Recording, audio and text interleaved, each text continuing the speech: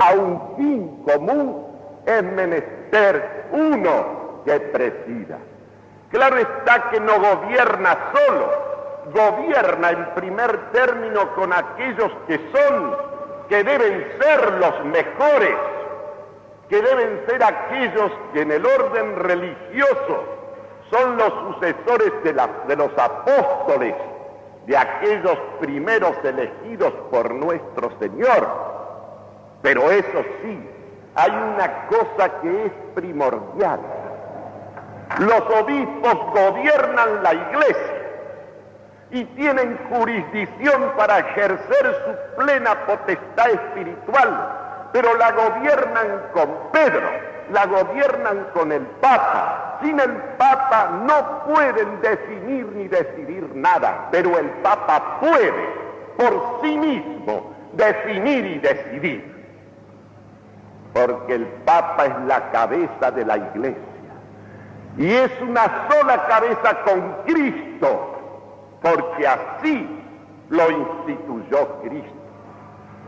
Y a comienzos del siglo XIV, en 1302, el Papa Bonifacio VIII, en lucha permanente contra el poder temporal, estableció en su bula Unam Santam esta doctrina que permanentemente hasta el último Concilio Vaticano II ha sido renovada y sostenida con carácter permanente, y así lo será hasta la segunda venida de nuestro Señor Jesucristo. Cristo es la cabeza del cuerpo místico de la Iglesia, y el vicario de Cristo, el Papa, es una sola cabeza con él. La Iglesia, nos guste o no nos guste el término, es una monarquía gobernada por un solo pastor.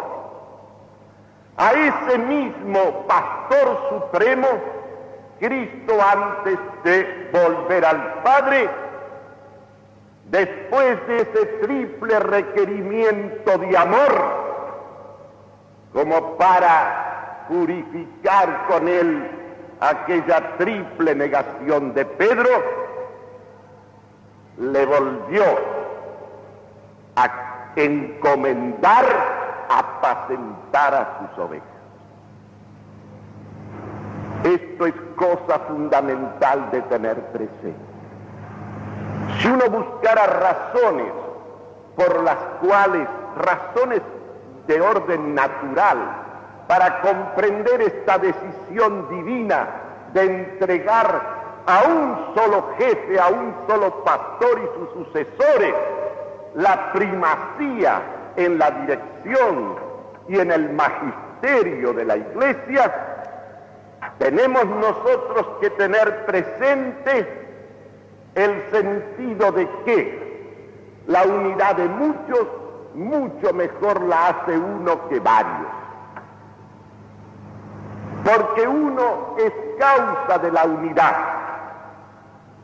Y además es razonable pensar lo siguiente: cómo la palabra de Cristo es la palabra que nos ha creado y que hecha carne nos ha redimido, cómo iba a permanecer la misma, intacta, cómo ese magisterio iba a continuar el mismo a través del cambio de las edades y de los hombres y de los mundos, si no hubiese en la tierra una cátedra divina ejercida por un hombre, pero cátedra divina en cuanto comunica la palabra de Dios. ¿Cómo podía esa palabra llegar al año 1969, la misma que en el primer tiempo de la vida de la Iglesia? ¿Cómo podíamos nosotros escucharla hoy a esa misma palabra intacta si no hubiese una cátedra de la unidad? Si no se hubiese puesto en marcha, si Cristo no hubiese puesto en marcha eso mismo que San Agustín dice: Dios puso la doctrina de la verdad en la cátedra de la unidad.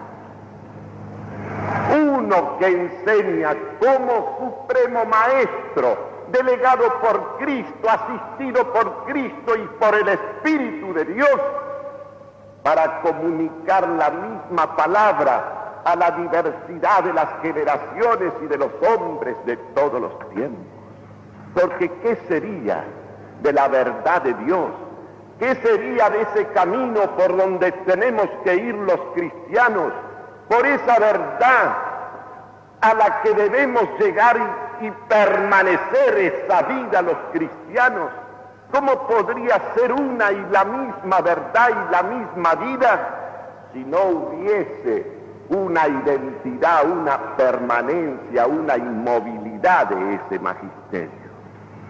Por eso dice Paulo VI en la encíclica Ecclesiam Suam: sin el Papa, la Iglesia no sería tal. Sin ese oficio pastoral supremo, eficaz y decisivo de Pedro, la unidad se desmoronaría y ya no habría ningún medio, ningún recurso que permitiera reconstruir esa unidad perdida.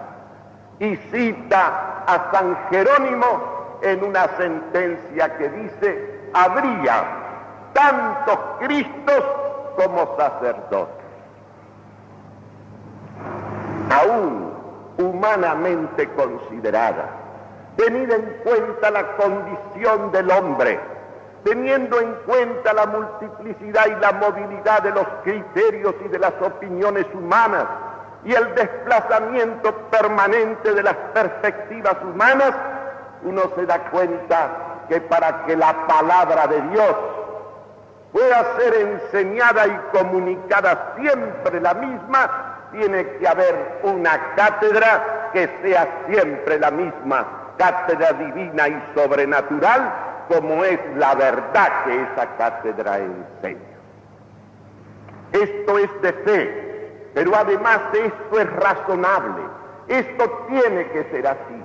Por eso también, cuando los hombres han organizado o dispuesto los gobiernos de las ciudades humanas y tenían el sentido cristiano, que es, además de ser sobrenatural, el más conforme con la naturaleza de las cosas, porque Cristo no vino a derogar la naturaleza, sino a confirmarla, no han hecho sino reflejar en la conducción de los hombres en el plano temporal ese gobierno instituido por Dios en el orden de esa ciudad de Dios, que es la Iglesia de Cristo. Y esto tiene que ser así, no puede ser de otro modo, porque solo lo uno es causa de la unidad. Claro está que el Papa no gobierna solo, gobierna con esos otros príncipes que son los obispos, sucesores de los apóstoles, los cuales tienen potestad plena en el orden religioso, pero siempre unidos con el Papa. Y esto es inconmovible. Y esto es lo que en estos momentos debiera hacerse resaltar en todos los lugares cristianos, en todos los templos y en todas partes. Que hay muchas cosas que tienen que cambiar también en la Iglesia y que han sido previstas y programadas en el Concilio Vaticano II, pero que lo fundamental no cambia la doctrina, no puede cambiar la palabra que no pasará nunca y no puede cambiar tampoco el gobierno eclesial, la estructura jerárquica de ese gobierno, porque como una multitud va a converger hacia la unidad de un fin, cómo todos se van a mover en la misma dirección si no hay un escalonamiento de posiciones jerárquicas que culminan en un jerarca supremo, que en este caso es el Papa. Por eso vamos a escuchar ahora una página de un gran poeta, de uno de los mayores poetas que han existido sobre la tierra. Me refiero a Shakespeare. Vamos a escuchar interpretado por el alumno Adolfo Senra de quinto año nacional, un pasaje de la tragedia Troilo y Cressida en que Ulises hace la apología de la jerarquía. Una empresa padece bastante cuando se quebranta la jerarquía, que es la escala de todos los nobles designios. ¿Por qué otro medio sino por la jerarquía, la autoridad en las iglesias, el comercio tranquilo, las sociedades, la agrupación en las ciudades podrían debidamente existir? Quitad la jerarquía, desconcertad esa sola cuerda y escuchad lo que acontece. Todas las cosas van a encontrarse para combatirse. Las aguas van a elevar su caudal y van a rebalsar de las márgenes del río. Entonces se convertiría todo el globo en un vasto pantano. Todo está de acuerdo con la jerarquía. Otra de las cosas que pasarían es que la violencia se convertiría en el arma de la debilidad y la fuerza daría la razón. Entonces todo se concentraría en el poder en la voluntad, y la voluntad en el apetito, y el apetito, lobo feroz, doblemente secundado por la voluntad y el poder, haría su presa del mundo entero y lo devoraría hasta devorarse a sí mismo. Todo, en todos los sentidos, ocurre lo mismo. Por eso, lo principal es la jerarquía, y cuando la jerarquía está ahogada, he aquí el caos que sigue a su ahogo.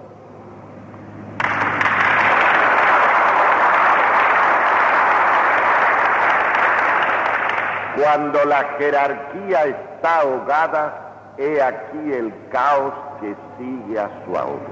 Lo mismo en el gobierno espiritual que en el gobierno temporal de la ciudad. Este es un hecho irreversible. En la medida en que nosotros vemos que esta escala de la jerarquía que culmina en la unidad de la dirección, en esa primacía de aquel que ha de tener el poder de la definición y de la decisión, en esa misma medida, lo mismo en el plano temporal que en el plano espiritual, nosotros vemos sucederse la confusión y el caos. ¿Qué otra cosa es lo que estamos viendo? ¿Qué significa, por ejemplo, aún teniendo en cuenta las razones que los muevan, que en el día de hoy aparecen puñados de sacerdotes aquí y allá, actuando por su cuenta al margen de su jerarquía? Pónganse en esta pendiente y verán a dónde vamos a ir a parar, porque va a ocurrir si esto no es contenido de alguna manera, y si Dios no se apiada de nosotros, que nos van a ir destrozando, dividiendo y descomponiendo todo. La libertad es cosa buena y maravillosa. Dios justamente le dio al hombre un alma hecha a su imagen y semejanza, y le dio con el poder de la razón el poder de conducir su propia vida y de ir libremente hacia él. Pero la libertad ha de ser en el orden para el orden, en el orden verdadero y justo. La libertad cesa de ser libertad y se convierte en la peor de las licencias y servidumbres cuando esa libertad se despliega como si fuese en el hombre un derecho absoluto e incondicional. Ni la Iglesia en el día de hoy se ha salvado de esta conmoción tremenda que agita al mundo. Nosotros en realidad no tenemos otra posibilidad de mantener una visión lúcida de cuál es nuestro camino y nuestro deber, sino es aferrados a ese magisterio de la Iglesia que profesa el Papa, unidos a esa cátedra de la unidad porque sólo allí está la verdad entera y total, no solamente para la gente cristiana, sino para todos los hombres. Porque ¿cuál es el sentido de la venida de Cristo al mundo, de esta primera venida suya?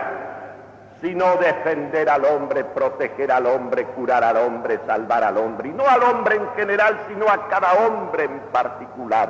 Él ha venido para cada uno de nosotros, y Él ha fundado la iglesia, y Él lo ha puesto a Pedro, su vicario, como cabeza de ella, como el mismo Cristo visible en el mundo, justamente para continuar esta tarea de defender al hombre, de cuidar al hombre, de proteger al hombre, a cada hombre, para la vida eterna. Claro está que esa vida eterna no podemos dividirla de esta vida temporal. Aquí está la preparación y el camino para esa vida. Se comprende también que Cristo ha de penetrar, infundir e inspirar todo el pensamiento y todas las instituciones humanas para que ese pensamiento y esas instituciones sirvan para proteger al hombre, para el honor del hombre, para todo hombre. Por eso la tarea, unido a esa cátedra de Pedro, unidos a ese magisterio infalible en las cosas de Dios, unidas a ese magisterio que comprende a todo el hombre, es trabajar en la unidad de esa palabra y en el testimonio para reconstruirlo todo. Pensamiento, familia, propiedad, profesión, escuela, universidad, Estado, reconstruirlo todo en Cristo, porque solamente así el hombre encontrará en la tierra un trato de honor, un trato de dignidad, un trato de Señor. En estos momentos, muchos cristianos, incluso sacerdotes, están arrastrados por una promoción humana dividida totalmente del sentido trascendente del cristianismo. Sobre la base de esta falacia de que primero se van a arreglar las cosas de este mundo material y después entonces comenzará la hora de Cristo. Es como si cuando Dios se hizo hombre en Cristo y se encontró con un mundo sumergido en la esclavitud y donde tantos padecían de una vida infrahumana en el orden temporal y donde tantas idolatrías y supersticiones y violencias comprometían la existencia del hombre, se hubiera hecho el pensamiento de demorar la evangelización hasta que se hubiera logrado la justicia social y la liberación de los hombres. La liberación del hombre en el plano temporal se hizo a través del testimonio de la palabra, del ejemplo y del martirio y del sufrimiento de los que fueron capaces de llevar a Cristo a sus hermanos. Y estamos en la misma situación que entonces. Cristo nos dice en el Sermón de la Montaña: buscad primero el reino de Dios y su justicia, y lo demás se te dará por añadidura. No habrá justicia social, no habrá trato de honor para los hombres en ninguna ciudad de la tierra mientras Cristo no reine en las almas y en las instituciones. No hay otra salida. No es primero lo temporal y después lo eterno. El pan de la vida eterna es antes que el pan de cada día, con ser tan importante esto, por aquello mismo que enseñó Cristo cuando a los hombres a quienes su palabra había conmovido e impresionado, pero que en un día determinado ante una multitud que padecía hambre por haberlo seguido a él varios días, hizo el milagro de la multiplicación de los panes y de los peces. Cristo se encontró que a las gentes les importaba más este pan cotidiano que esa palabra suya que es para la eternidad. Y entonces les habló del pan del cielo y les dijo lo siguiente: vuestros mayores comieron en el desierto el maná que Dios les brindó a las huestes judías conducidas por Moisés después del exilio. Pero ellos que comieron ese pan murieron, porque el pan de cada día es pan para esta vida de la muerte. Pero este pan que yo soy, y el que come de este pan vivirá eternamente. Hay un orden de prioridades. No habrá justicia social de la tierra sin la justicia y la caridad de Dios. Primero es lo que es primero, y el hombre siempre ha vivido más de las palabras que del pan. Y ha muerto por las palabras, incluso por las palabras falaces y mentirosas, ha muerto más que por el pan. Esto es importante de tener presente. Nosotros, los que nos confesamos cristianos, tenemos el deber de luchar y empeñar y comprometer nuestra vida para reconstruir primero la propia vida y la propia familia y luego la sociedad que pertenecemos, reconstruirla en Cristo, que es el único libertador que existe. Nada más.